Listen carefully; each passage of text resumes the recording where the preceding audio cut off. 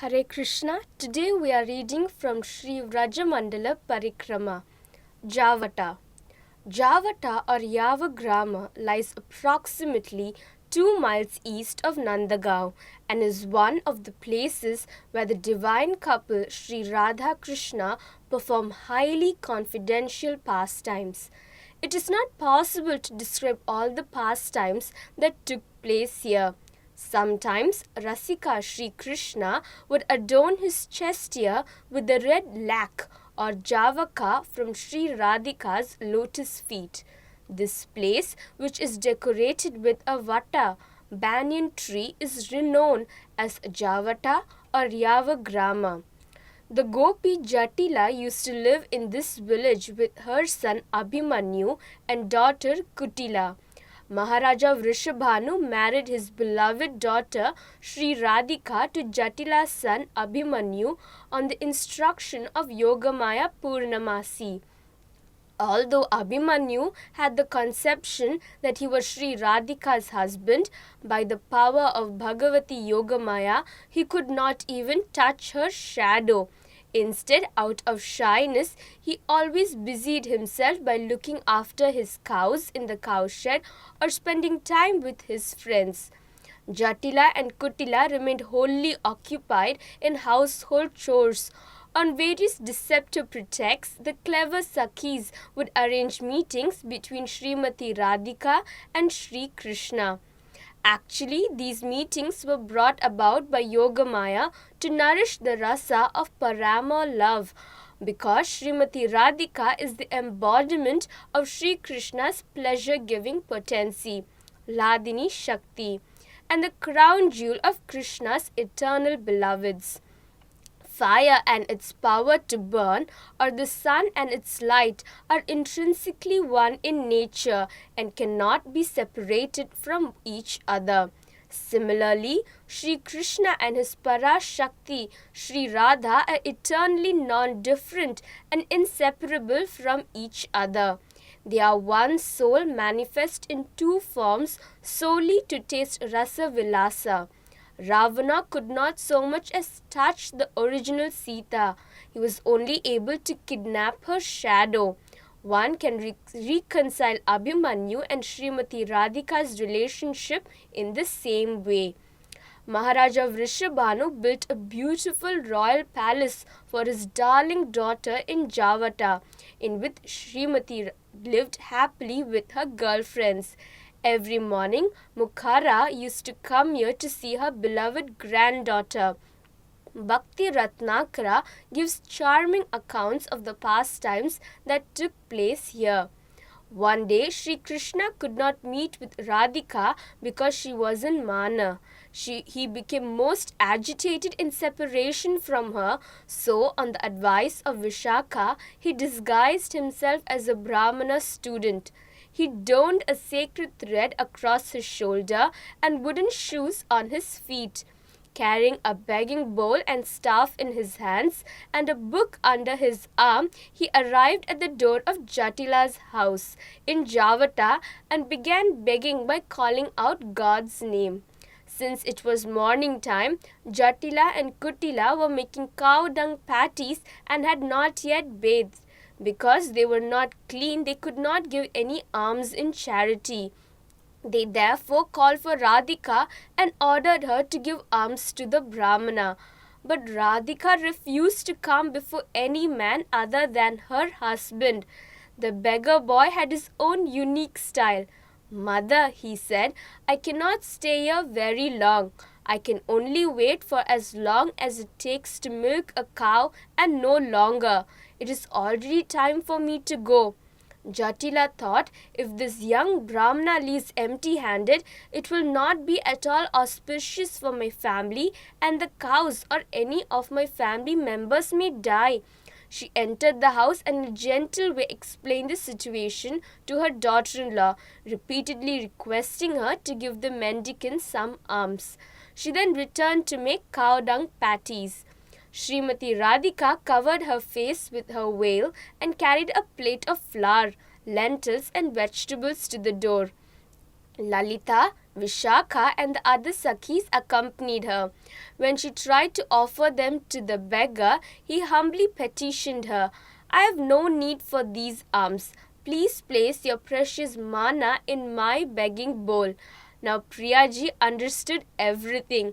She smiled, uncovered her face a little, and emptied the whole plate on top of his head. Delighted, the young beggar went his way, meditating upon the alms he had just received from Radhika. The following pastime also took place here. Once, Mother Yashoda was in her storeroom organizing some skirts, blouses, shawls, and other expensive clothes and ornaments to be placed in a large chest when mischievous Krishna burst into the room. He came up behind her, put his arms around her neck, and insisted on knowing what she was doing. "Maya, is it my birthday today?" he asked. "Are you preparing all of these clothes and ornaments for me?" "Go and play now," Maya answered with some irritation. "Do not disturb me." Krishna felt somewhat dejected and left, only to observe what his mother was doing from a hidden place. Mother Yashoda was preparing this box to send to Srimati Radhika in Javata. She would occasionally send such gifts to please the hard-hearted Jatila so that she would not prohibit her daughter-in-law from coming to Nanda Bhavana. Clever Sri Krishna understood this fact. So when his mother finished packing the chest and became absorbed in other household chores, Krishna made his way with Subala Sakha to the room in which the chest lay.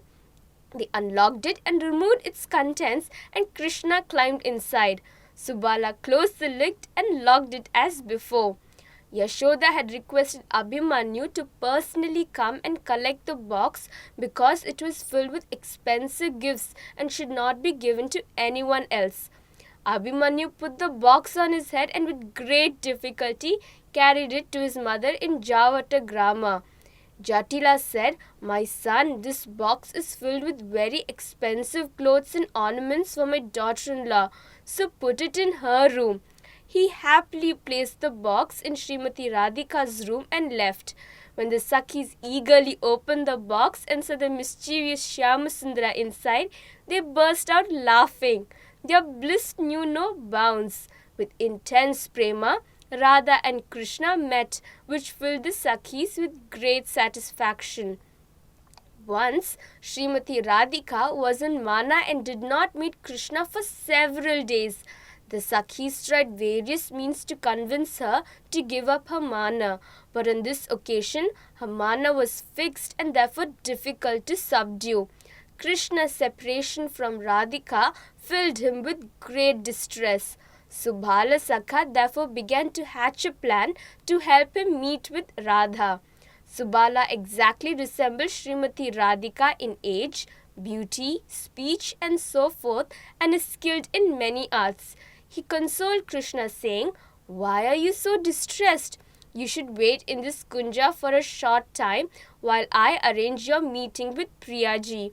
Saying this, he went to Yavagrama. When Jatila saw him there, she cried out, "Subala, you are the friend of that licentious debauchee Krishna. Why are you hovering around our house? Leave this place immediately." Subala replied, "Maya, one of my calves is lost and I cannot find it anywhere. I've come to search for it." "Your calf has not come here," Jatila answered. "Leave at once." Subala repeatedly requested her to please allow him to look for his calf, and she finally relented. "I'm going now to make cow dung patties. Go to the cowshed and search for your calf, and if you find it, take it." Subala became delighted and reached Srimati Radhika's balcony through the cowshed. He gave such a heart-rending description of Krishna's condition of separation that Srimati Ji's heart melted. She immediately gave up her mana and prepared herself to go and console Krishna. But how would she be able to leave her house? Subala then gave her his clothes and she disguised herself as him, carrying a stick and wearing a twisted turban on her head, a dhoti around her waist and a necklace of gunja seeds around her neck.